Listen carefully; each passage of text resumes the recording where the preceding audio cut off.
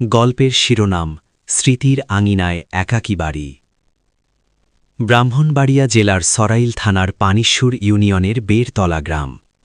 তিতাস বিধৌত এই জনপদের ধুলোবালি আর আলো বাতাসেই আমার বেড়ে ওঠা। আমাদের গ্রামের বাড়ির সেই বিশাল উঠোনটা এখন একদম খাখা করে, অথচ বেশিদিন আগের কথা নয়, যখন এই উঠোনেই জীবনের সবটুকু আনন্দ উপচে পড়ত। আমাদের এই তালুকদার বাড়ির শক্তির উৎস ছিলেন আমার পরম শ্রদ্ধেয় দাদা হাজী আব্দুল আলী তালুকদার।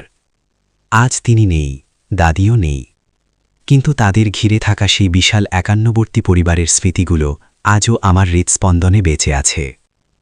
দাদার 9 মেয়ে আর 3 ছেলে, এই 12 জন ভাই বোনের এক বিশাল মিলন মেলা ছিল আমাদের বাড়িটা।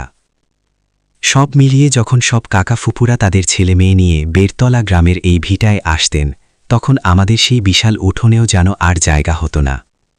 সেই সোনালি দিনগুলো আজ সময়ের নিষ্ঠুর স্রোতে হারিয়ে গেছে। বড় কাকাও আজ দুনিয়া ছেড়ে চলে গেছেন। আমার আদরের ছোট ভাইটি এখন প্রবাসে থাকে, একমাত্র বোনটি বিয়ের পর স্বামীর সাথে প্রবাসে পাড়ি জমিয়েছে।